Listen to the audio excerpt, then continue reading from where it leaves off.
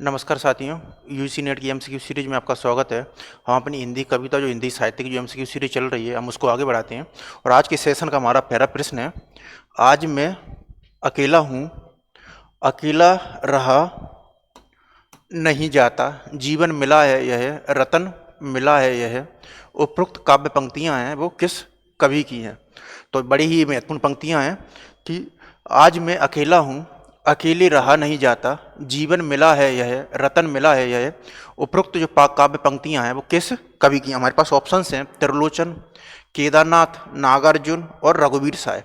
तो ये जो केदारनाथ अग्रवाल है ये प्रगतिवादी कवि हैं, और रामस्वरूप चतुर्वेदी ने इनका जो काव्य संग्रह फूल नहीं रंग बोलते हैं उसको है वो प्रगतिवादी काव्य आंदोलन की है वो एकमात्र उपलब्धि वो बोला। नागार्जुन भी प्रगतिवादी कवि हैं, उसमें आती हैं अकाल और उसके बाद बादलों को घिरते देखा है और हरिजन गाता है, वो इनकी महत्वपूर्ण जो कविता हैं वो हैं। तो आज मैं अकेला हूँ, अकेले रहा नहीं जाता, जीवन मिला है यह, रतन मिला है यह। उपरोक्त काव्य पंक्तियां हैं वो किस कवि की हैं? तो ये जो पंक्तियां हैं वो हैं त्रिलोचन की। तो उपरोक्त जो काव्य पंक्तियां हैं वो हैं त्रिलोचन। और त्रिलोचन की खासियत यह है कि हिंदी में जो सोनेट है वो लिखने के लिए प्रसिद्ध है। अगर आपसे पूछा जाए कि जो सोनेट है वो किसकी खासियत है तो वो है त्रिलोचन की। तो हिंदी जो सोनेट है वो लिखने के लिए जो प्रसिद्ध है, जो अंग्रेजी पर आधारित है, वो है त्रिलोचन। इसके अलावा इनकी एक बड़ी ही महत्वपूर्ण कविता है वो है चंपा काले काले अक्षर नहीं चीनती है। तो आज मैं अकेला हूँ, अकेले रहा नहीं जाता, जीवन मिला है यह, रतन मिला है यह। उपरोक्त जो काव्य पंक्तियां हैं वो किस कवि की हैं? तो ये जो पंक्तियां वो हैं त्रिलोचन की, जो कि सोनेट के लिए प्रसिद्ध है। संत मत के अलावा शब्द या जो शब्द का जो प्रचलन है, संत मत के अलावा शब्द या जो शब्द का जो प्रचलन है वो किस पंथ ने हुआ है? तो जो शब्द है वो जो कबीर का जो बीजक संकलन है वो साखी, शबद और जो रमैनी है उसमें विभाजित है, और जो शब्द है जो शबद है उससे बनाया हुआ है। और ये जो है गे पद्धति पर आधारित है, जो कि दोहा चौपाई है उस पर आधारित है। तो ये जो संत मत के अलावा जो शब्द का प्रचलन है वो और किस पंथ ने हुआ था? ऑप्शन है सिद्ध, जैन, नाथ पंथ और सखी संप्रदाय। तो इसके ऑप्शंस हैं सिद्ध, जैन, नाथ पंथ और सखी संप्रदाय। तो ये जो संत मत के अलावा जो शब्द या जो शब्द का जो प्रचलन है वो जिस पंथ में हुआ है वो है नाथ पंथ में। तो इसका जो आंसर है वो है नाथ पंथ। और जो नाथों का जो हठयोग वगैरह वगैरह की जो परंपरा है वो कबीर के यहाँ पर है वो नजर भी आती है। गोरख जगायो जोग भक्ति भगायो लोग, ये पंक्ति है वो किसकी? ये बड़ी महत्वपूर्ण पंक्तियां और कई बार एग्जाम में वो आई हुई हैं कि गोरख जगायो जोग भक्ति भगायो लोग। ये जो पंक्तियां हैं वो किसकी हैं? ऑप्शंस हैं गोरखनाथ, कबीरदास, तुलसीदास और जायसी। तो ये जो गोरख जगायो जोग भक्ति भगायो लोग, ये जो पंक्तियां हैं वो हैं तुलसीदास की। और ये जो पंक्तियां वो आती हैं कवितावली जो उनकी पुस्तक है उसमें। तो गोरख जगायो जोग भक्ति भगायो लोग, तो इस तरीके से माध्यम से वो गोरखनाथ है उनकी जो आडंबर विहीन परंपरा या जो निर्गुणवाद है उस पर वो छोड़ करते हैं कि गोरख जगायो जोग भक्ति भगायो लोग। तो ये जो पंक्तियां हैं वो हैं तुलसीदास की, और ये जो पंक्तियां उस आती हैं वो आती हैं कवितावली जो पुस्तक है उसमें। अगला प्रश्न है, हिंदी रीति ग्रंथों की परंपरा चिंतामणि त्रिपाठी से चली। हिंदी रीति ग्रंथों की परंपरा चिंतामणि त्रिपाठी से चली, अतः रीतिकाल का आरंभ है वो उन्हीं से मानना चाहिए। किस इतिहासकार का जो है वो कथन है? तो हिंदी रीति ग्रंथों की जो परंपरा है वो चिंतामणि त्रिपाठी से चली, अतः रीतिकाल का जो आरंभ है वो उन्हीं से मानना चाहिए। किस इतिहासकार का कथन है? ऑप्शन है हमारे पास रामचंद्र शुक्ल, हजारी प्रसाद द्विवेदी जी, विश्वनाथ प्रसाद मिश्र और बच्चन सिंह। बच्चन सिंह की दो बड़ी महत्वपूर्ण पुस्तकें हैं हिंदी साहित्य इतिहास से संबंधित, वो है हिंदी साहित्य का दूसरा इतिहास और आधुनिक हिंदी साहित्य की प्रवृत्तियाँ। इसके अलावा जो विश्वनाथ प्रसाद मिश्र है इनका भी जो है वो साहित्य इतिहास से संबंधित जो पुस्तकें हैं वो देखने को मिलती है। तो ये जो आचार्य हजारी प्रसाद द्विवेदी जी हैं उन्होंने हिंदी साहित्य का उद्भव और विकास, हिंदी साहित्य की भूमिका इत्यादि जो पुस्तकों का जो सृजन है वो किया है। तो हिंदी रीति ग्रंथों की परंपरा चिंतामणि त्रिपाठी से चली, अतः रीतिकाल का जो आरंभ है वो उन्हीं से मानना चाहिए। ये जो कथन है वो है आचार्य रामचंद्र शुक्ल का, और रामचंद्र शुक्ल हैं वो अपनी हिंदी साहित्य का जो इतिहास पुस्तक है उसमें वो उल्लेखित करते हैं कि जो रीति ग्रंथों की जो परंपरा है वो चिंतामणि से चली है, अतः उन्हीं से जो रीतिकाल का जो आरंभ है वो मानना चाहिए। और इसी बात का जो वो है समर्थन है वो बच्चन सिंह अपनी हिंदी साहित्य का इतिहास का जो दूसरा पुस्तक है वो उसमें करती हैं। इसी तरीके से जो बच्चन सिंह भी हैं वो भी जो रीतिकाल का जो प्रवर्तन है वो चिंतामणि से मानते हैं, आचार्य रामचंद्र शुक्ल के अलावा। लेकिन सामान्यतः हिंदी में अब ये सहमति है कि जो रीतिकाल का जो प्रवर्तक है वो है केशव दास। अगला प्रश्न है, हिंदी साहित्य के रीतिकाल का श्रृंगार काल है वो नाम है वो निम्नलिखित है वो किस काल से लिखा है? तो जो रीतिकाल है उसको कई लोग हैं वो अलग अलग नामों से है वो पुकारते हैं। जैसे रमाशंकर शुक्ल जो रसाल हैं वो रीतिकाल को है वो कलाकाल है उस नाम से संबोधित करती है। इसके अलावा आचार्य रामचंद्र शुक्ल वो रीतिकाल को रीतिकाल भी कहते हैं। इसके अलावा वो बोलते हैं कि अगर रस की दृष्टि से अगर कोई इसे श्रृंगार काल भी कहना चाहे तो कह सकता है। तो एक तरीके से जो श्रृंगार काल का जो समर्थन है वो आचार्य रामचंद्र शुक्ल है वो भी करते हैं। लेकिन हिंदी साहित्य को जो रीतिकाल का जो श्रृंगार काल है वो नाम है वो निम्नलिखित में से किस इतिहासकार ने लिखा है? तो वो है विश्वनाथ प्रसाद मिश्र है, वो इस बात को वो उल्लेखित करते हैं। तो विश्वनाथ प्रसाद मिश्र है वो रीतिकाल को है वो श्रृंगार काल है उसके नाम से है वो संबोधित है वो करते हैं। किस रासो काव्य की कथा का जो वर्णन है वो शुक और जो शुकी के द्वारा है वो किया गया है? तो जो किस रासो काव्य है, कौन सा जो रासो काव्य है, इसकी जो कथा का जो वर्णन है वो शुक और शुकी के द्वारा है वो किया गया है। ऑप्शन है पृथ्वीराज रासो, ये चंद्रवरदाई की महाकाव्य है, और आचार्य रामचंद्र शुक्ल हैं वो पृथ्वीराज रासो है उसको हिंदी का प्रथम महाकाव्य, और चंद को वो हिंदी का जो प्रथम महाकाव्य है उसके बारे में बतलाते हैं। कीर्ति पताका ये विद्यापति की रचना है। नरपति नाला ये जो है वो है बीसल देव रासो की। तो नरपति नाला है वो है बीसल देव रासो की। किस रासो काव्य की जो कथा का जो वर्णन है वो शुक और जो शुकी है उसके द्वारा किया गया? तो ये जो रासो काव्य है वो है चंद्रवरदाई का पृथ्वीराज रासो। तो चंद्रवरदाई का जो पृथ्वीराज रासो है, तो ये जो चंद्रवरदाई का जो पृथ्वीराज रासो है, चंद्रवरदाई का जो पृथ्वीराज रासो उसी का है वो शुक और शुकी के द्वारा वो वर्णन है वो किया गया है।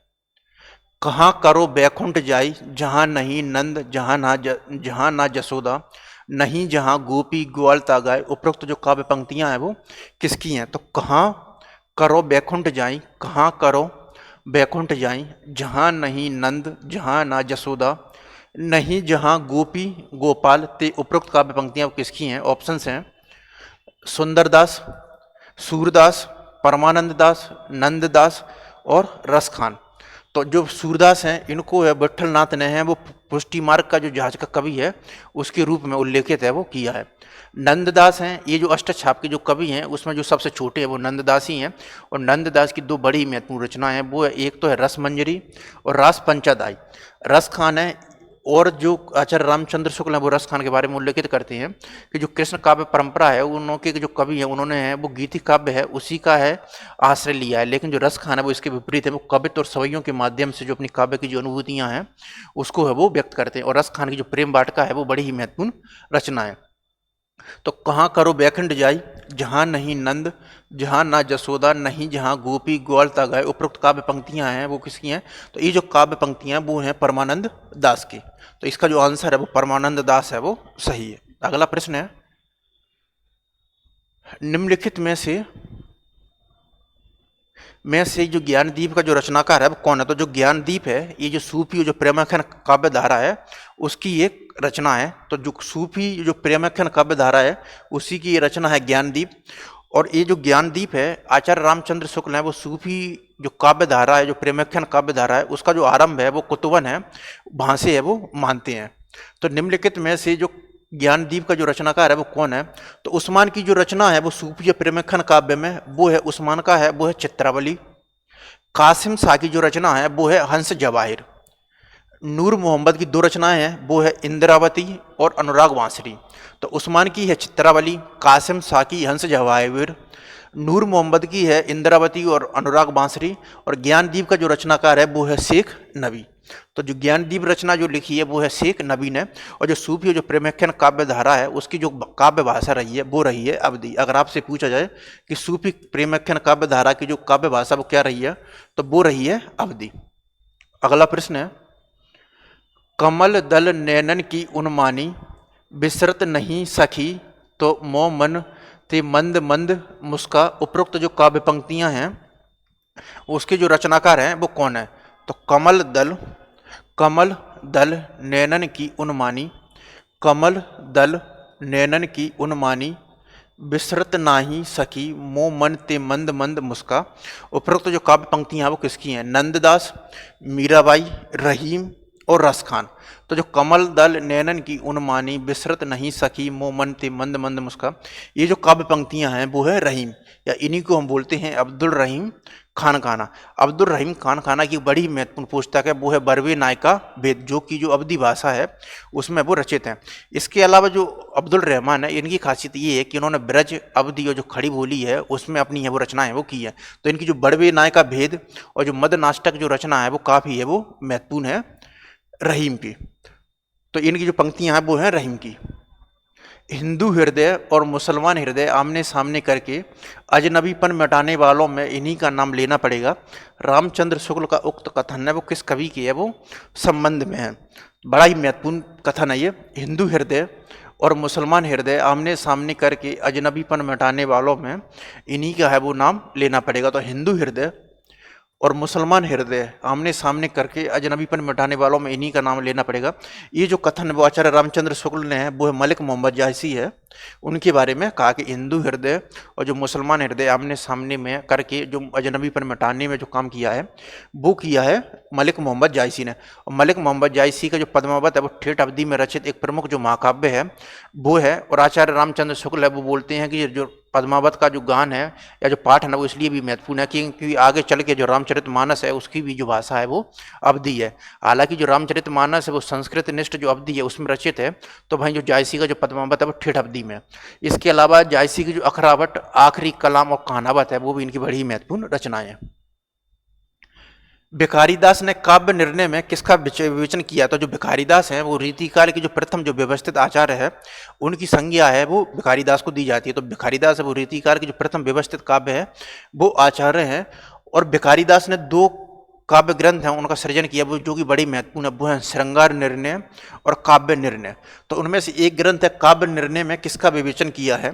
हमारे पास ऑप्शंस हैं सर्वांग विवेचन, छंद विवेचन, अलंकार विवेचन और काव्य भेद।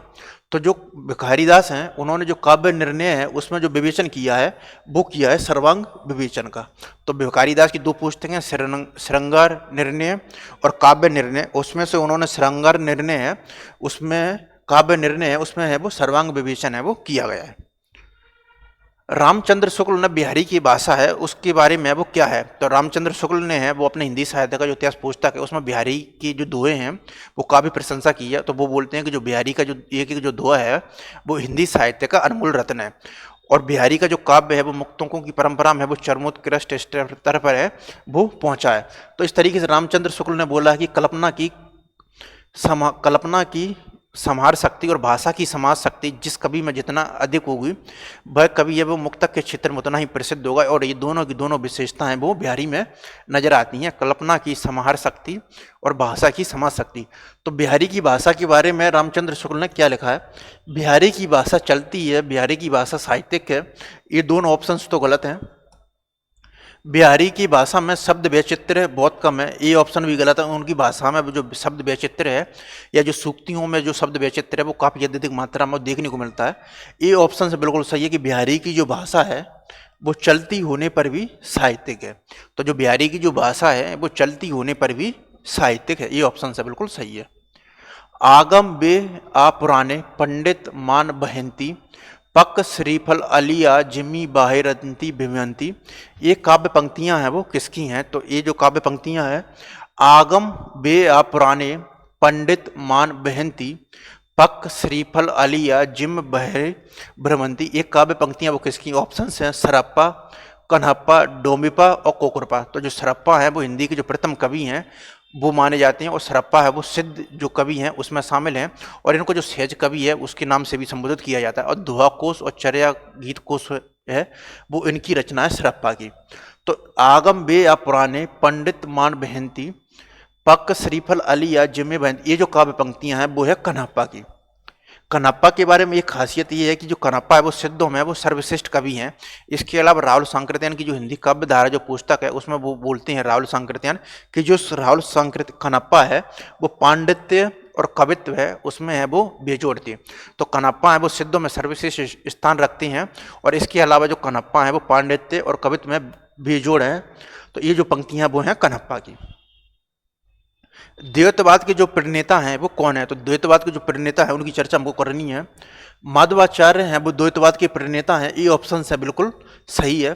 इसके अलावा जो वल्लभाचार्य का है वो है शुद्ध द्वैतवाद, रामानुजाचार्य का है वो है विशिष्टा द्वैतवाद।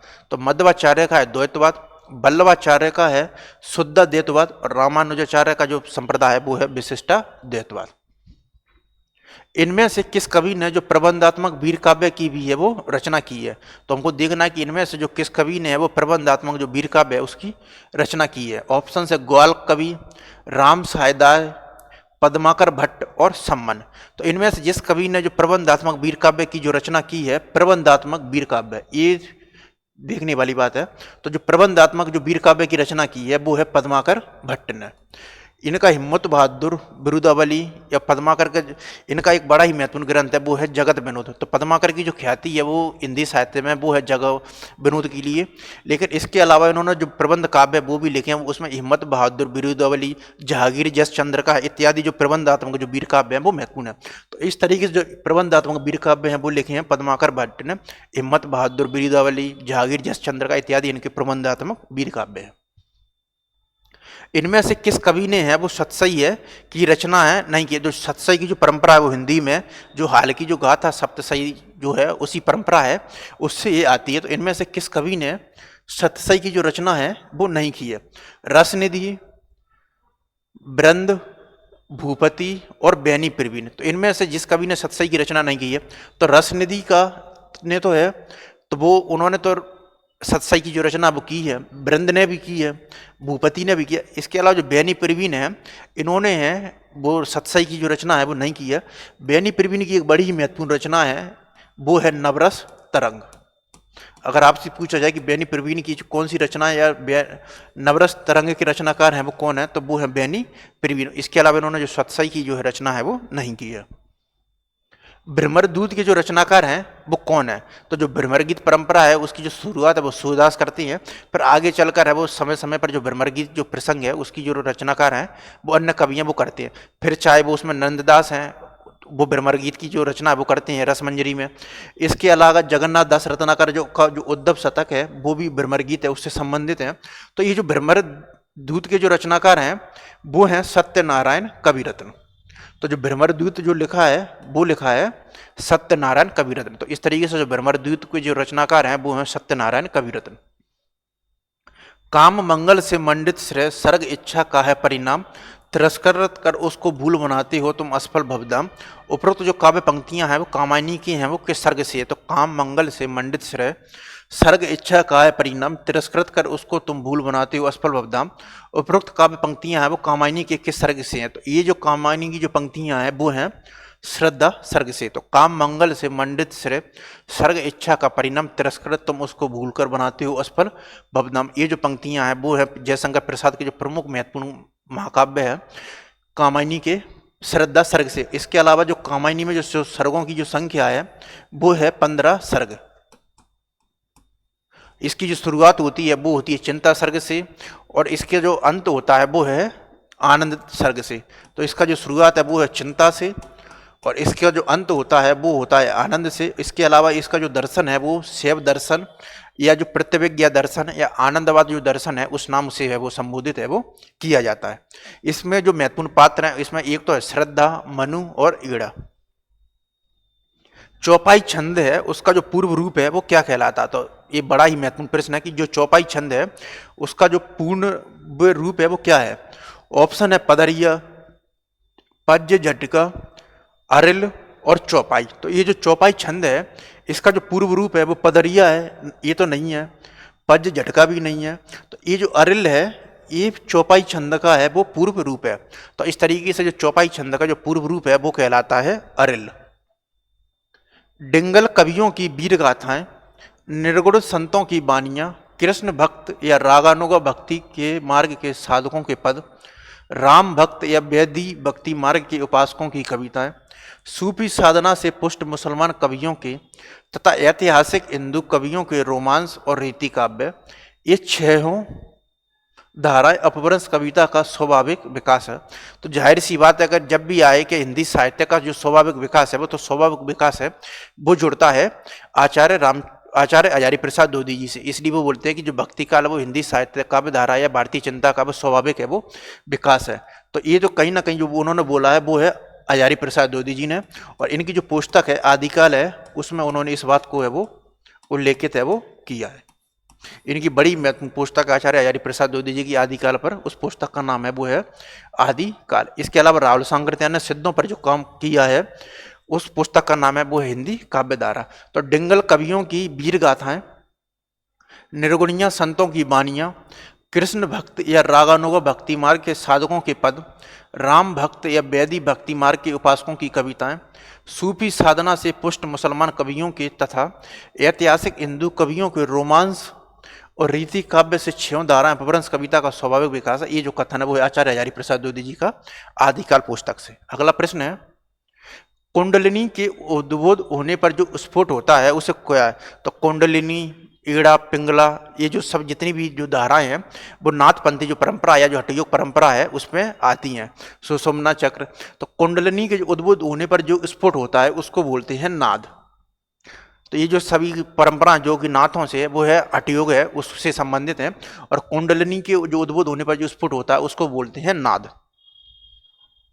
स्वामी अग्रदास का संबंध है वो किस भक्ति शाखा से है? तो जो स्वामी अग्रदास है इनका जो संबंध है वो है राम भक्ति काव्य धारा से। तो रामचंद्र शुक्ल बोलते हैं कि जो राम भक्ति काव्य धारा वो काफी लोक मर्यादा से जुड़ी हुई परंपरा है, लेकिन आगे चलकर उस पर जो कवि है कुछ चलकर है वो श्रृंगार है या रसिक भावना वो उल्लेखित करते हैं। तो जो स्वामी अग्रदास का जो संबंध है वो है राम भक्ति काव्य धारा से, और ये जो रसिक संप्रदाय है उसके भी ये प्रवर्तक है। और ये इनका जो नाम है वो रखते थे अग्र अली। अग्र अली भी इनका है वो नाम से ये संबोधित होते थे। इसके अलावा जो हिंदी में जो रसिक संप्रदाय हैं उसके भी ये प्रवर्तक हैं। तो स्वामी अग्रदास जुड़े हुए हैं राम भक्ति काव्य धारा से। जायसी ने अपनी किस काव्य कृति में है वो कयामत का जो वर्णन है वो किया है? तो जायसी ने अपनी जो किस कृति है उसमें जो कयामत का जो वर्णन है वो किया है। तो जायसी ने अपनी जो किस कृति में कयामत का वर्णन किया है तो वो किया है आखिरी कलाम में। तो उनकी जो पुस्तक है आखिरी कलाम है उसमें उन्होंने जो कयामत वगैरह का जो वर्णन है वो किया है। विशिष्टाद्वैतवाद के जो प्रस्तुतता जो आचार्य हैं वो कौन है? तो जाहिर सी बात है कि जो विशिष्टाद्वैतवाद है उसके जो आचार्य हैं वो हैं रामानुजाचार्य। इसके अलावा जो शंकराचार्य हैं ये शंकराचार्य हैं, ये जो अद्वैतवाद से जुड़े हुए हैं। और जो माधवाचार्य हैं वो हैं द्वैतवाद से। गौड़ीय संप्रदाय के जो संस्थापक है वो कौन है? तो जो गौड़ीय संप्रदाय के जो संस्थापक हैं वो कौन है? तो जो गौड़ीय संप्रदाय के जो संस्थापक हैं वो हैं चैतन्य महाप्रभु, जो कि भक्ति में जो श्रृंगार और जो कीर्तन है, कीर्तन परंपरा है या जो गायन परंपरा है उससे जुड़े हुए हैं। तो जो चैतन्य महाप्रभु हैं वो हैं गौड़ीय संप्रदाय से।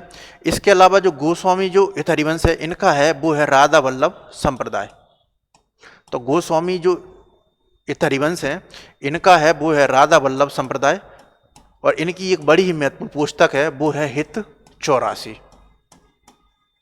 तो हित 84 है वो इनकी बड़ी ही महत्वपूर्ण पुस्तक है। तो जो हित हरिवंश है वो है राधा वल्लभ संप्रदाय से जुड़े हुए हैं और इनकी जो पुस्तक है वो है हित 84।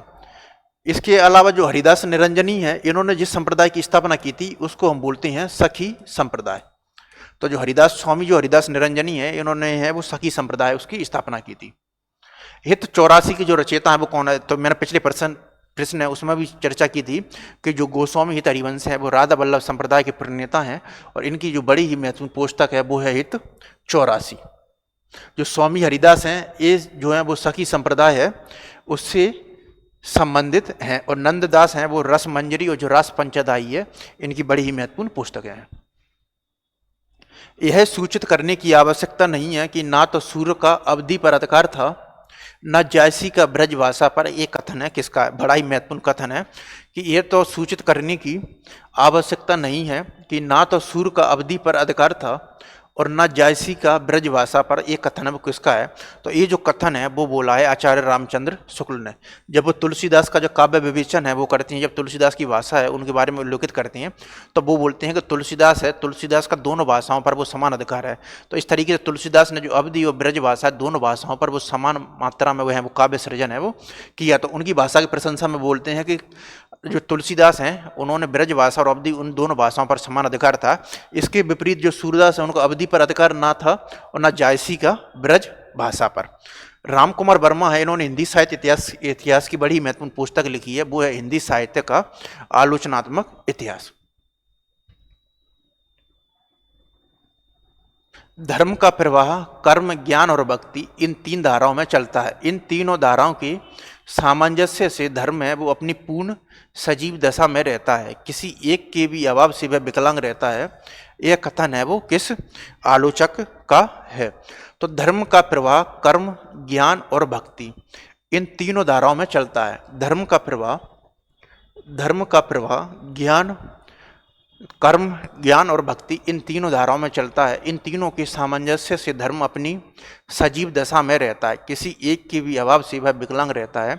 ये जो कथन है वो किसका? तो ये जो कथन है वो आचार्य रामचंद्र शुक्ल है उनके बारे में। जब भक्ति काल की जब व्याख्या वगैरह कर रही होती हैं तो उस समय है उनका ये जो कथन है वो आता है कि धर्म का प्रवाह है वो ज्ञान और भक्ति इन तीनों धाराओं में चलता है। इन तीनों के सामंजस्य से धर्म है वो अपनी सजीव दशा में रहता है, किसी एक के भी अभाव से वह विकलांग रहता है। अंग दर्पण है वो किसकी रचना है? तो जो अंग दर्पण है वो बड़ी महत्वपूर्ण रचना है, वो है रसलीन की। तो जो रसलीन की जो अंग दर्पण है और एक और इनकी जो रचना है वो बड़ी महत्वपूर्ण है, वो है रस प्रबोध। तो रसलीन की ये दो रचना बड़ी महत्वपूर्ण है, वो है रस प्रबोध और अंग दर्पण। तो रसलीन की जो दोनों ये पुस्तकें हैं बड़ी महत्वपूर्ण है, वो है रसलीन की अंग दर्पण और रस प्रबोध। इसके अलावा जो बेनी प्रवीण की वो नवरस तरंग है वो बड़ी ही महत्वपूर्ण पुस्तक है। अष्टछाप में सूरदास के पीछे इन्हीं का नाम लेना पड़ता है। इनकी रचना भी बड़ी सरस और मधुर है। इनके संबंध में यह कहावत प्रसिद्ध है कि और कवि गढ़िया नंददास जड़िया। यह कथन है वो किस आलोचक का है? तो ये बड़ा ही महत्वपूर्ण जो कथन है वो है आचार्य रामचंद्र शुक्ल का। तो रामचंद्र शुक्ल ने ये वाली जो बात है वो बोली है नंददास के बारे में कि अष्टछाप में सूरदास के पीछे इन्हीं का नाम है वो लेना पड़ता है। इनकी रचना भी बड़ी सरस और मधुर है। इनके संबंध में यह कहावत प्रसिद्ध है कि और कवि गढ़िया नंददास जड़िया। ये कथन है को। इसके अलावा जो नंददास जड़िया है, ये जो इनकी जो उपाधि है वो दी जाती है रास पंचाधाई। इनकी जो पुस्तक है उसके बारे में रास पंचाधाई है, उसके बारे में इनकी जो विभूति है वो उसको है वो करती। इसके अलावा इनकी जो रसमंजरी है वो नायका भेद और उस पर है वो आधारित है। तो जो नंददास जड़िया को व्याख्यात करती है इनकी जो पुस्तक है उसका नाम है रास पंचाधाई। निम्नलिखित में से मैथिली शरण गुप्त की कौन सी रचना है वो नायिका प्रधान नहीं है? तो मैथिली शरण गुप्त है वो द्वितीय युग की जो अनुशासनवादी धारा काव्य धारा है उसका है वो प्रतिनिधित्व करते हैं, उससे जुड़े हुए हैं। और आचार्य मैथिली शरण गुप्त है, इनको जो बड़ी ख्याति है वो प्रबंध काव्य है वो लिखने के लिए मिली है। तो मैथिली शरण गुप्त की जो रचना है इनकी जो ख्याति एक तो है प्रबंध काव्य के लिए, और एक इनकी जो खासियत रही है साहित्य की वो है कि जो इस भारतीय जो इतिहास और जो समाज की उपेक्षिता स्त्री हैं उनको फिर से समाज की जो मुख्य धारा एक काव्य धारा में जो लाने का जो प्रयास है वो मैथिली शरण गुप्त करते हैं। फिर चाहे भाई यशोधरा में करती हैं, यशोधरा वो प्रबंध काव्य लिखती हैं। सांकेत में वो सांकेत के माध्यम से वो नवम उद्धव जो दशम सर्ग है वो उर्मिला को ही समर्पित कर देती हैं। और विष्णु प्रिया में वो चैतन्य महाप्रभु की जो पत्नी है उनके बारे में वो उल्लेखित है वो करते। तो इनमें से निम्नलिखित में से कौन सी रचना वो नायिका प्रधान नहीं है? तो वो है आज मैथिली शरण गुप्त की पंचवटी। बाकी की जो तीनों जो पुस्तकें हैं यशोधरा, साकेत और जो विष्णु प्रिया है वो नायिका प्रधान है। छोड़ द्रुमों की मृदु छाया, तोर प्रकृति से भी माया, बाले तेरे बाले जाल में कैसे उलझा दू लोचन। इन पंक्तियों की जो रचयिता हैं वो कौन है? तो छोड़ द्रुमों की मृदु छाया, तोड़ प्रकृति से भी माया, बाले तेरे बाल जाल में कैसे उलझा दूं लोचन। इन काव्य पंक्तियों के रचयिता ऑप्शन है राम नरेश त्रिपाठी। तो ये जो राम नरेश त्रिपाठी हैं जो द्वितीय युग की जो स्वच्छंदतावादी काव्य धारा है उससे जुड़े हुए हैं, और इनके जो मिलन पथ्य को जो स्वप्न है इनके बड़े ही महत्वपूर्ण वो खंड काव्य हैं। जयशंकर प्रसाद, बाकी ये जो तीनों के तीनों जो कवि हैं वो छायावाद की जो वृहद त्रयी है उसका वो निर्माण है वो करती हैं। तो जो छायावाद की जो बृहद त्रयी है उसमें प्रसाद पंत और जो निराला है वो शामिल है, इसमें महादेवी वर्मा है वो शामिल नहीं होती हैं। और ये जो छायावाद का जो आरंभ है वो जयशंकर प्रसाद है, उन्हीं से ही है वो माना जाता है। इनकी जो पुस्तक है वो चित्रधार है, सामान्यतः सहमति है वो उनकी छायावाद की पुस्तक है। तो छोड़ द्रमों की मृदु छाया, तूर प्रकृति से भी माया, बाले तेरे जाल में कैसे उलझा दूं लोचन। तो ये जो काव्य पंक्तियां हैं वो हैं सुमित्रानंदन पंत की। दिनकर की किस कृति का जो कथानक है वो कर्ण है। तो हमको चर्चा करनी है कि जो दिनकर की जो कौन सी कृति है उसका जो कथानक है वो कर्ण है। ऑप्शन है कुरुक्षेत्र। तो जो कुरुक्षेत्र है इसका जो कथानक है वो तो कर्ण तो नहीं है, क्योंकि जो कुरुक्षेत्र है वो युद्ध की जो विभीषिका है उस पर आधारित है और इसका जो प्रकाशन वर्ष है वो 1946 है। इसमें जो एक तरह से जो कुरुक्षेत्र में जो दिनकर का जो युद्ध दर्शन है वो प्रतिपादित है वो हुआ है और इसका जो प्रकाशन वर्ष है वो 1946 है। और इसका जो मानवतावाद चिंतन है उसमें दिनकर का वो भी नजर आता है। तो एक तरफ तो इसमें युद्ध दर्शन और जो मानवतावादी चिंतन है दो चीजें वो नजर आएंगी। उर्वशी इसका जो प्रकाशन वर्ष है वो 1961 है और एक तरीके से जो काव्य नाटक है जो गीति नाट्य है और इसका जो प्रकाशन वर्ष है वो 1961 है। तो जो उर्वशी है वो प्रेम और सौंदर्य का काव्य है, जो कि उर्वशी और जो पुरुरवा का जो पौराणिक आख्यान है उस पर आधारित है। परशुराम की जो प्रतीक्षा है ये जब भारत की जब चीन के हाथों युद्ध में जब पराजित हो जाती है तो उससे वो रामधारी से दिनकर वो काफी सशंकित है और वो इस तरीके से परशुराम की जो प्रतीक्षा है उसका जो काव्य संग्रह उसका सृजन करते हैं। तो इनमें से जो दिनकर की जो कृति है वो कथानक कर्ण का जो आधार है वो है रश्मि रथी। तो इसमें जो रश्मि रथी है उसमें उन्होंने जो कर्ण के जो चरित्र है उज्ज्वल चरित्र है उसको प्रतिपादित किया। तो इसमें जो कृति का जो कथानक है वो है कर्ण रश्मि रथी में। अब तक क्या किया जीवन क्या जिया, जायदा लिया और दिया बहुत बहुत कम, मर गए तुम और जीवित रह गए, मर गया देश और जीवित रह गए तुम। और ये इस तरीके की इसकी जो आगे की पंक्तियां हैं, अब तक क्या किया जीवन क्या जिया, जायदा लिया और दिया बहुत बहुत कम, उपरोक्त पंक्तियों के रचयिता हैं मर गया देश और जीवित रह गए तुम। तो ये जो पंक्तियां हैं वो हैं अंधेरे में कविता से। तो ये जो मुक्तिबोध की जो अंधेरे में कविता है उसी से ये जो पंक्तियां हैं वो ली गई। तो इन पंक्तियों के जो रचयिता हैं वो हैं मुक्तिबोध। इसके अलावा जो मुक्तिबोध हैं जो अज्ञा द्वारा 1943 में जो प्रथम तार सप्तक है उसका जो प्रकाशन किया गया था उसमें ये मुक्तिबोध शामिल थी। और मुक्तिबोध के दो काव्य संग्रह चांद का मुंह टेढ़ा और भूरी भूरी खाक धूल। इसके अलावा जो शमशेर सिंह बहादुर सिंह है इनको हिंदी और जो उर्दू है उसका जो द्वाब है उसके रूप में उल्लेखित करते हैं, क्योंकि उन्होंने जो अपनी जो काव्य संग्रह है उसमें जो कई प्रकार के जो उर्दू शब्द हैं उनका खुलकर है वो प्रयोग किया है। तो इस तरीके से ये मुक्तिबोध की पंक्तियां अब तक क्या किया जीवन क्या जिया। मौन भी अभिव्यंजना है, जितना तुम्हारा सच है उतना भी कहो। मौन के इस रचनात्मक संदर्भ की अभिव्यक्ति है वो अज्ञान है, वो किस काव्य कृति है वो उसमें है वो की है।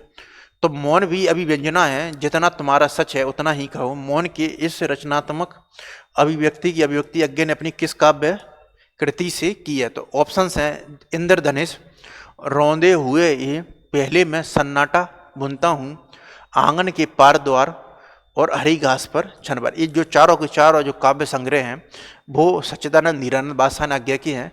तो मौन भी अभिव्यंजना है, जितना तुम्हारा सच है उतना ही कहो। तो ये जो काव्य पंक्तियां हैं वो आज्ञा के काव्य संग्रह है इंद्रधनुष रोंदे हुए, उसमें जो कविता है जितना तुम्हारा सच है उसी से ये जो कविता पंक्ति काव्य पंक्तियां हैं वो ली गई हैं। तो जितना तुम्हारा सच है उतना ही कहो, मौन भी एक अभिव्यंजना। तो ये जो काव्य संग्रह वो है इंद्रधनुष रोंदे हुए। नया साहित्य और जो नए प्रश्न है उसके जो लेखक हैं वो कौन है। तो जो नया साहित्य और जो नया प्रश्न है उसके जो लेखक हैं वो कौन, ऑप्शन है नगेंद्र। तो जो नगेंद्र हैं वो हिंदी में जो रसवादी आलोचक हैं और जो मनोविश्लेषणवादी आलोचक दोनों के रूप में जो अपनी जो ख्याति है वो प्राप्त हैं। शांति प्रिय द्विवेदी हैं, ये हिंदी में जो स्वच्छंदतावादी आलोचक हैं उसमें शामिल है। इसके अलावा इन्होंने जो छायावाद के समर्थन में कई प्रकार की जो लेख हैं वो भी लिखे थे। हजारी प्रसाद द्विवेदी जी ऐतिहासिक जो आलोचक हैं उसकी श्रेणी है उसमें शामिल होती हैं। इसके अलावा जो नंद दुलारे वाजपेयी हैं वो सौष्ठववादी या स्वच्छंदतावादी आलोचक हैं उसमें शामिल होते हैं। तो नंद दुलारे जो वाजपेयी हैं वो सौष्ठववादी या इन्हीं को जो स्वच्छंदतावादी आलोचक है वो बोला जाता है। स्वच्छंदतावादी आलोचक। और नंद दुलारे वाजपेयी ने ही जो सर्वप्रथम है जो प्रयोगवाद जो शब्द है उसका प्रयोग किया। तो नंद दुलारे वाजपेयी ने सर्वप्रथम है वो प्रयोगवाद जो शब्द है उसका प्रयोग किया था। इसके अलावा इन्होंने प्रयोगवाद को जो बैठे ठाले का धंधा है उसके रूप में भी जो प्रतिपादित है वो किया था। तो जो नया साहित्य जो नए प्रश्न के जो लेखक हैं वो है नंद दुलारे वाजपेयी। तो इसका जो आंसर है वो नंद दुलारे वाजपेयी है वो सही है। पुरुष परीक्षा है वो किस कवि की है वो रचना है। तो जो पुरुष परीक्षा है वो किस कवि की रचना है। ज्योतिषर ठाकुर की जो रचना बड़ी ही महत्वपूर्ण है वो है वर्ण रत्नाकर। तो ज्योतिषर ठाकुर की जो रचना है वो है वर्ण रत्नाकर। ये इनकी बड़ी ही महत्वपूर्ण रचना है ज्योतिषर ठाकुर की वर्ण रत्नाकर। गोरखनाथ की जो वाणियों को संबोधित किया गया उसको हम गोरख वाणी है उस नाम से संबोधित है वो करते हैं। आचार्य देवसेन की जो रचना बड़ी ही महत्वपूर्ण वो है श्रवका चार। और इसको कई लोग जो हिंदी की जो प्रथम जो कृति है उसके रूप में भी संबोधित है वो करते हैं। तो ज्योतिषर ठाकुर की वर्ण रत्नाकर और आचार्य देवसेन की जो श्रवकाचार है उसको सामान्यतः हिंदी की जो प्रथम पुस्तक है उसके रूप में संबोधित है वो किया जाता है। तो पुरुष परीक्षा है वो किस कवि की रचना है। तो पुरुष परीक्षा की जो रचना की है वो है विद्यापति ने। और ये जो पुरुष परीक्षा है वो संस्कृत भाषा है उसमें लिखी गई है। विद्यापति ने संस्कृत भाषा में काव्य सृजन किया है। इसके अलावा विद्यापति ने मैथिली भाषा है उसमें भी काव्य सृजन किया और मैथिली भाषा में इनकी जो पदावली है वो लिखी गई है। इसके अलावा विद्यापति ने जो अवहट भाषा है उसमें भी काव्य सृजन है वो किया है। अवहट भाषा में जो काव्य सृजन किया वो उनकी जो कीर्ति लता और जो कीर्ति पताका पुस्तक है उसमें उन्होंने काव्य सृजन है वो अवहट भाषा है उसमें किया। यही कारण है कि जो विद्यापति हैं वो 3 भाषाएं हैं उन कवियों में पढ़ती है। तो तीनों भाषाओं में ही जो विद्यापति का जो अध्ययन है वो किया जाता है। एक तरफ तो संस्कृत है, संस्कृत में उनकी पुरुष परीक्षा के अलावा अन्य पुस्तकें हैं। मैथिली में है उनकी विद्यापति पदावली और अवहट्ठ में है कीर्ति लता और कीर्ति पताका। और इनको है वो अपरूप का कवि है वो डॉक्टर बच्चन सिंह है बोलते हैं। तो डॉक्टर बच्चन सिंह है इनको जो हिंदी साहित्य का दूसरा इतिहास पुस्तक है उसमें जातीय कवि और अपरूप के कवि है उसके रूप में संबोधित करते हैं। और इनकी पदावली पर आक्षेप करते हुए आचार्य रामचंद्र शुक्ल बोलते हैं कि आध्यात्म के रंग के चश्मे हैं वो आजकल काफी सस्ते हो गए हैं। अगला प्रश्न है कि मीराबाई की जो उपासना है वो किस प्रकार की थी। तो जो मीराबाई है ये जो कृष्ण भक्ति काव्य धारा है उससे जुड़ी हुई प्रमुख कवित्री थी। और इनकी जो भाषा है उसमें जो राजस्थानी जो वो है वो नजर आता। और इसके अलावा इनकी जो भाषा है उसमें जो 4 प्रकार की जो शैलियां हैं वो नजर आती हैं। तो मीराबाई की उपासना वो किस प्रकार की थी। दास्य भाव की जो भक्ति है वो है तुलसीदास की। तो तुलसीदास की जो भक्ति है वो है दास भाव की, सख्य भाव की। नहीं तो मीराबाई की जो भक्ति है वो है माधुर्य भाव की, या इनकी जो भक्ति को वो दाम्पत्य भाव है उसके नाम से भी स्वीकारा जाता है क्योंकि उन्होंने अपने जो ईश्वर हैं श्री कृष्ण ने उनको आराध्य देव के रूप में या पति के रूप में वो स्वीकार कर लिया था। तो मीराबाई की जो उपासना है वो कहलाती है माधुर्य या दाम्पत्य भाव। इसके अलावा जो तुलसीदास की जो भक्ति है वो है दास्य भाव की। आचार्य रामचंद्र शुक्ल के अनुसार कबीर ने आचार्य रामचंद्र शुक्ल के अनुसार कबीर ने अपने साखियों में सदोकड़ी भाषा है उसका प्रयोग है वो किया। सदोकड़ी से उनका क्या, तो जो कबीर की भाषा है उसको आचार्य रामचंद्र शुक्ल है वो सदोकड़ी बोलते हैं। इसके अलावा जो श्याम सुंदर दास है वो इनकी जो कबीर की जो भाषा है उसको पंचमेल खिचड़ी बोलते हैं। तो अगर आपसे पूछा जाए तो कबीर की भाषा को है वो रामचंद्र शुक्ल हैं वो क्या बोलते हैं, तो रामचंद्र शुक्ल है वो कबीर की भाषा को सदोकड़ी बोल रहे हैं और पंचमेल जो खिचड़ी है वो बोल रहे हैं श्याम सुंदर दास। और श्याम सुंदर दास के द्वारा जो कबीर ग्रंथावली उस पुस्तक का वही संपादन है वो किया गया। तो कबीर ने अपनी साखियों में जो सदोकड़ी भाषा उसका प्रयोग किया। सदोकड़ी से उनका अभिप्राय क्या है। ब्रज भाषा मिश्रित पूर्वी बोली, ये ऑप्शन तो गलत है। ब्रज भाषा मिश्रित खड़ी बोली, ये ऑप्शन भी गलत है। 5 भाषाओं के मिश्रण भाषा, ये भी गलत है। तो जो राजस्थानी पंजाबी मिली जो खड़ी बोली है वो खड़ी बोली है वो सदोकड़ी नजर आती है।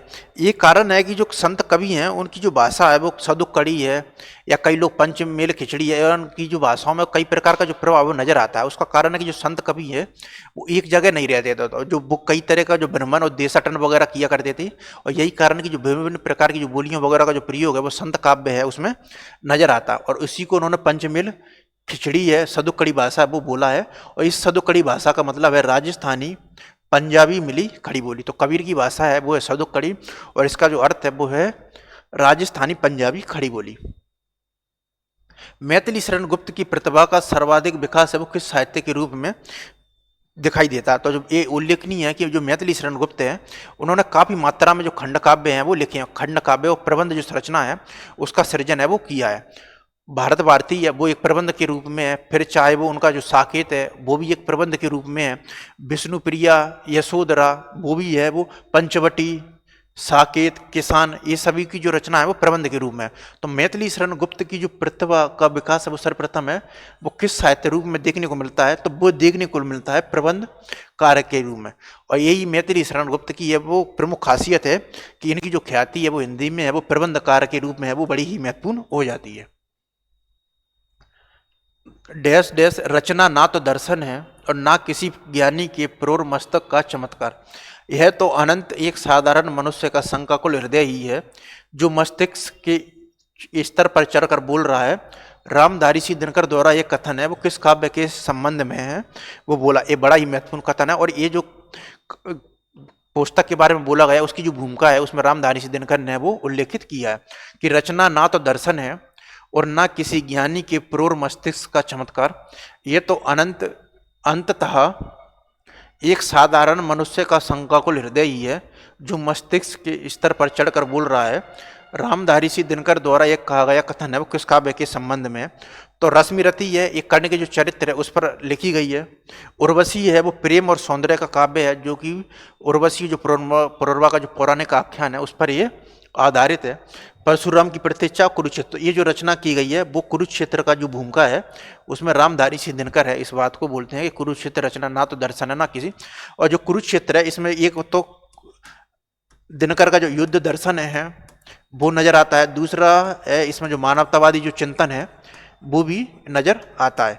और ये जो कुरुक्षेत्र की जो रचना है उस समय जब द्वितीय विश्व युद्ध चल रहा था उस समय की गई, तो यही कारण है कि रामधारी सिंह दिनकर बोलते हैं कि जो युद्ध है उसमें किसी का भी जो भला है वो नहीं होता। तो ये जो भूमिका है वो कुरुक्षेत्र की जो भूमिका है उसमें उल्लेखित की गई है। और इसका जो प्रकाशन वर्ष 1946 है, इसमें युद्ध दर्शन और जो मानवतावादी जो चिंतन है वो नजर आता है।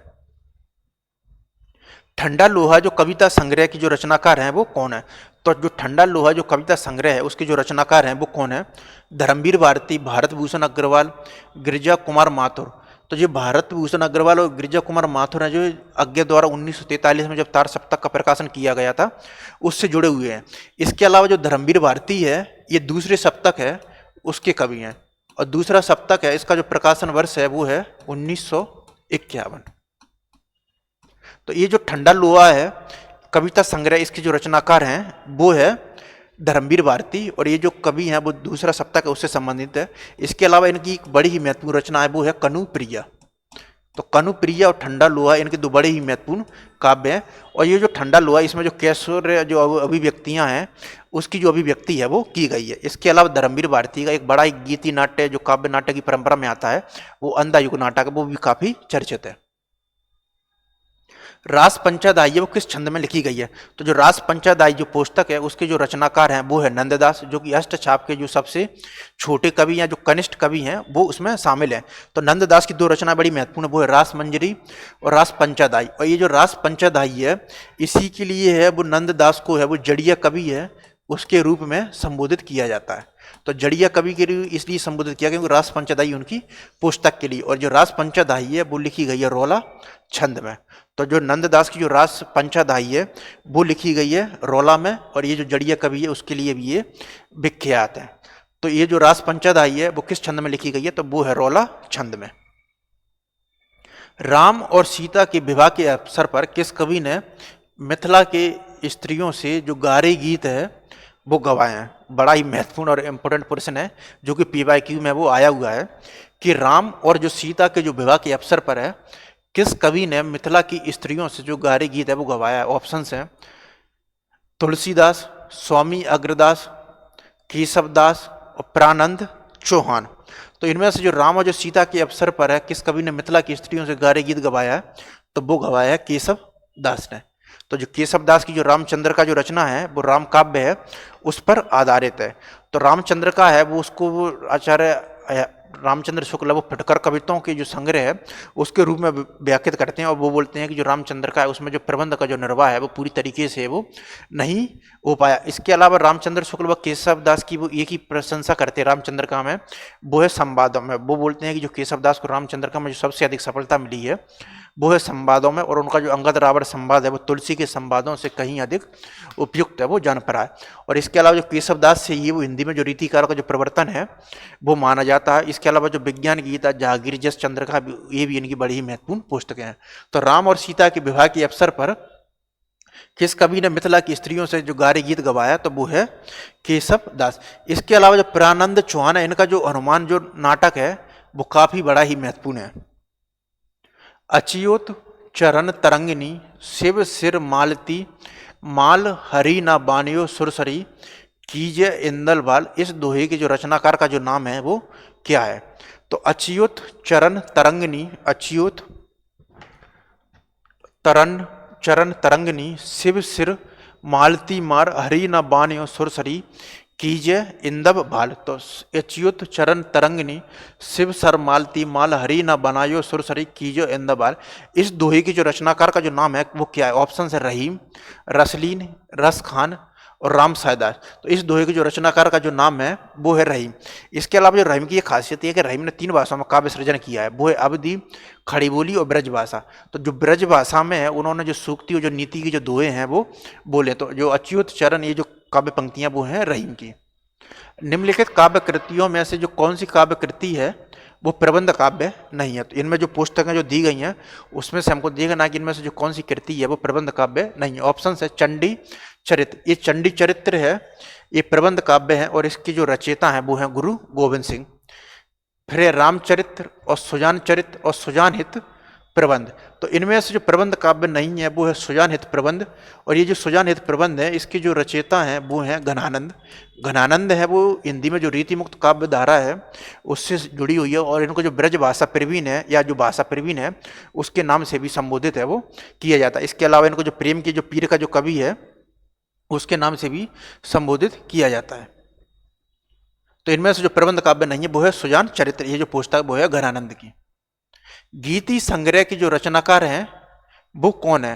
तो जो गीति संग्रह है उसके जो रचनाकार हैं वो कौन है? तो ऑप्शंस हैं सूरती मिश्र, रसनिधि कविता, रसिक गोविंद और श्रीपति। तो जो गीति संग्रह जो पुस्तक है जो काव्य कृति है उसके जो रचनाकार हैं वो कौन है? तो जो गीति संग्रह के जो रचनाकार हैं वो है रसनिधि कविता। तो जो गीति संग्रह के जो रचनाकार हैं वो है रसनिधि। सूर सागर के पदों का भावानुसरण करते हुए किस कवि ने कृष्ण के जीवन का चित्रण है वो किया है? तो जो सूर सागर के जो पद हैं उनका जो भावानुसरण करते हुए किस कवि ने है वो कृष्ण के जो जीवन का जो चरित्र जो चित्रण है वो किया है? तो सूर सागर के पदों का भावानुसरण करते हुए किस कवि ने कृष्ण के जीवन का चित्रण है वो? ऑप्शन है ब्रजवासी दास, रामचरण दास, मंचित और प्रेम सागी। तो सूर सागर के पदों को भावानुसरण करते हुए किस कवि ने कृष्ण के जीवन का चरित्र का चित्रण किया? तो वो है ब्रजवासी दास। तो इसका जो आंसर है वो सही है, वो है ब्रजवासी दास। निम्नलिखित में से जगन्नाथ दास रचनाकार है उनकी है वो कौन सी वो रचना है वो नहीं है? तो इनमें से हमको देखना है कि निम्नलिखित में से जो कौन सी रचना है वो जगन्नाथ दास रत्नाकर की है वो नहीं है। तो ऑप्शन है हमारे पास हिंडोला, गंगावतरण, भ्रमरदूत और उद्धव शतक। तो निम्नलिखित में से जगन्नाथ दास रत्नाकर की जो कृति है वो कौन सी नहीं है? जगन्नाथ दास रत्नाकर हैं वो आधुनिक काल में है वो एक बड़े ही महत्वपूर्ण कवि हो जाते हैं, क्योंकि जब कवि सभी लोग हैं काव्य सृजन है वो खड़ी बोली में करना प्रारंभ कर दिए तो उस समय जगन्नाथ दास रत्नाकर हैं वो ब्रज भाषा है उसमें है वो काव्य सृजन है वो करते हैं, इसलिए ये महत्वपूर्ण हो जाते हैं। और इनकी जो ब्रज भाषा वो काफी परिमार्जित और काव्य सौष्ठव है उससे परिपूर्ण है। तो जगन्नाथ दास रत्नाकर की कौन सी रचना नहीं है? तो हिंडोला है वो इनकी रचना है वो सही है, गंगावतरण भी है। इसके अलावा जो भ्रमरगीत परंपरा में इनकी जो पुस्तक है वो है उद्धव शतक। तो उद्धव शतक, गंगावतरण और हिंडोला ये तीनों की तीनों जो पुस्तकें हैं वो जगन्नाथ दास रत्नाकर की हैं। इसके अलावा जो भ्रमरदूत जो पुस्तक है वो है सत्यनारायण कविरत्न की। तो जो भ्रमरदूत जो पुस्तक लिखी है वो है सत्यनारायण कविरत्न ने।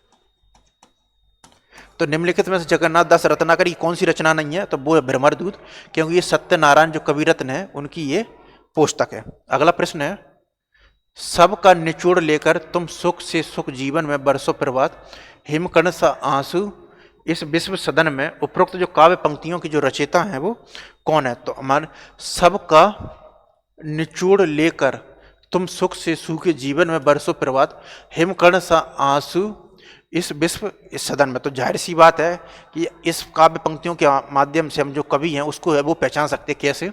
सबका निचोड़ लेकर तुम सुख से सूखे जीवन में बरसो प्रभात, हिमकर्ण सा। तो जो आंसू जो काव्य संग्रह है वो है जयशंकर प्रसाद का। तो जो सही आंसर होगा वो हमारा होगा जयशंकर प्रसाद, क्योंकि जो आंसू काव्य संग्रह है उसका जो काव्य सृजन है वो जयशंकर प्रसाद है वो करते हैं। तो सबके निचोड़ लेकर तुम सुख से सूखे जीवन में बरसों प्रभात, हिमकर्ण सा आंसू इस विश्व सदन में। तो इस जो का जो है वो है जयशंकर प्रसाद है, वो सही आंसर है वो है। कहाँ जाऊं हर दिशा में मृत्यु से भी बहुत आगे की अपरिमित दूरियां हैं। कविता की ये पंक्तियां हैं वो कुंवर नारायण की है, वो किस रचना है उससे है वो ली गई हैं। कहाँ जाऊं हर दिशा में, कहाँ जाऊं हर दिशा में मृत्यु से भी बहुत आगे की अपरिमित दूरियां हैं।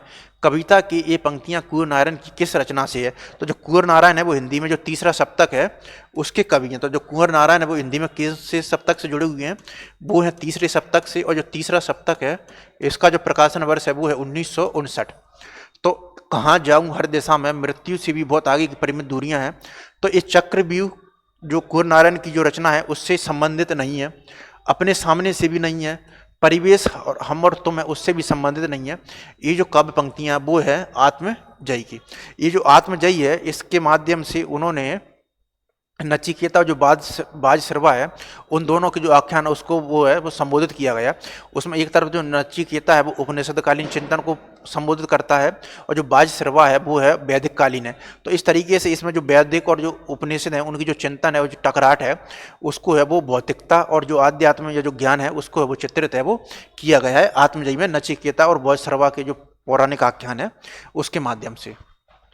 स्वाधीनता प्राप्ति के अवसर पर लिखी गई निम्नलिखित कविता है वो किस कवि की है? तो स्वाधीनता प्राप्ति के जो अवसर पर जो कविता है वो लिखी गई थी वो निम्नलिखित में से किस कवि की है?